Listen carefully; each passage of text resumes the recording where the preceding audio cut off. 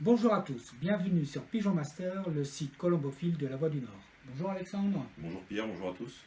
Dans cette vidéo, nous allons expliquer comment on sèvre les jeunes. Alexandre, à partir de quel moment tu sèvres un jeune? Globalement, entre 23 et 26 jours. Un des critères, c'est on soulève un peu l'aile et on observe l'état du développement du plumage sous l'aile. En fait, il faut que l'aile soit presque couverte, que toutes les plumes soient encore un petit peu dans leur fourreau. Donc là, on peut estimer que le pigeonneau est bon à se voir.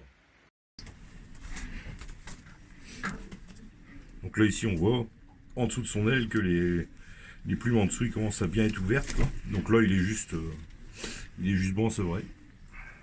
D'accord. À partir de ce moment-là, comment tu fais? Donc j'ai plusieurs méthodes. En fait, chez les voyageurs, j'aurais toujours tendance à enlever le plus grand, parce que mes voyageurs élèvent de jeunes par nid, donc courant janvier finalement. Donc j'enlève le plus grand, je le place dans le colombier des femelles où les femelles seront jouées, et les femelles continuent à les nourrir pendant un moment. Eux-mêmes, les pigeonneaux vont manger directement, picorer quelques graines à la mangeoire, et le plus petit il reste avec le mâle encore 2 ou 3 jours. Comme on l'expliquait tout à l'heure, on voit bien ici en dessous qu'il n'est pas encore tout à fait plumé. Et ensuite, je sèvre tout le monde, donc je les place dans le colombier de jeunes. Je vais soit mettre dans un coin de la paille ou des copeaux ou des granulés d'anadelin, donc pour tout assécher, pour éviter le développement de problèmes sanitaires, quoi. L'immunité des pigeonneaux, au début, forcément, à cette période-là, il y a un stress quand on les sèvre. Donc, il faut éviter qu'ils dépensent de l'énergie déjà pour se réchauffer. Alors le fait qu'ils n'aient pas lutté déjà contre la température extérieure, c'est de l'énergie qu'ils ont en plus pour pouvoir se développer et lutter donc contre le stress. Et le plus gros problème qu'on rencontre quand on sèvre un jeune, c'est lui apprendre à boire. Comment tu fais? Systématiquement, je leur plonge la tête dans un petit bocal avec de l'eau. Et naturellement, il va se mettre en route à boire ou tout au moins absorber quelques gouttes, quoi. Qu'est-ce que tu leur donnes à manger? Alors moi j'ai pour habitude de, tout au moins la première semaine, de faire entre 5 et 10 repas, en fonction du temps disponible, évidemment. 5 et 10 repas par jour, tu veux dire? Ouais, dans la journée, ouais. Des petits repas, des petites quantités, quoi. Donc quand j'étais à l'école, je m'arrangeais toujours pour sevrer un vendredi. Comme ça j'étais là le samedi, dimanche pour surveiller les opérations, donc qu'ils boivent bien, qu'ils s'alimentent bien, et tout de suite les familiariser. Donc des petites quantités, afin qu'ils mangent tout. Donc comme ça, ils s'apprennent directement à manger des graines de toutes les sortes, de toutes les formes, de toutes les couleurs, de toutes les tailles. Parce que si on leur met un bac plein, systématiquement, ils vont commencer à manger les petites graines.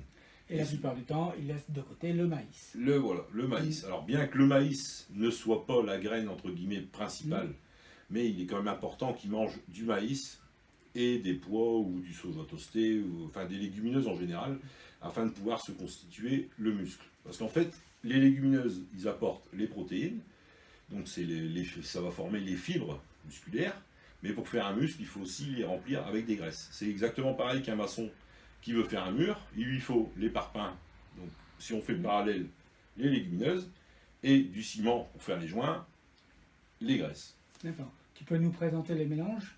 Oui, sans problème. Alors les mélanges qui sont distribués aux pigeonneaux. Alors la première semaine, avec la technique de fractionnement de 5 à 10 repas, ils reçoivent à chaque fois une petite quantité d'un mélange élevage. Donc en fait c'est exactement le même mélange qu'ils ont reçu pendant leur croissance. Donc un mélange qui apporte 7-8% de matière grasse et 17% de protéines.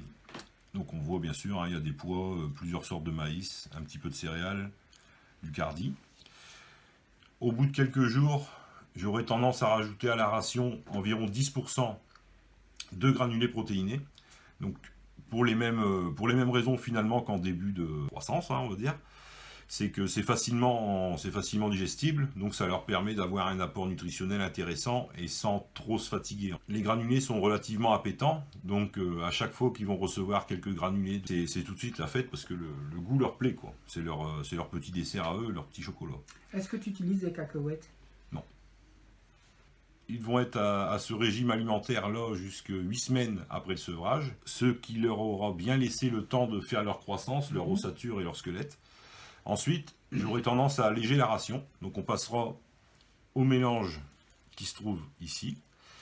Alors, la composition elle est très simple, c'est 50% de mélange élevage plus 50% d'orge.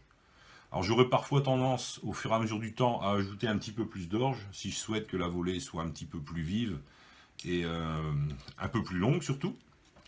Évidemment, comme pour les adultes, il y aura en permanence de la brique d'argile, du grit, le grit avec un mélange minéral et quelques petites graines, le mélange minéral et la levure de bière 2 à 3 fois par semaine, qui constituera aussi un apport de protéines intéressant pour la formation des muscles. Et pour conclure, Alexandre, un petit conseil? Alors je vous conseille d'ajouter un petit peu d'orge, 5 à 10% en plus de la ration qui est destinée à vos pigeonneaux. Si le soir il n'y a plus d'orge, c'est que vous ne donnez pas assez à manger.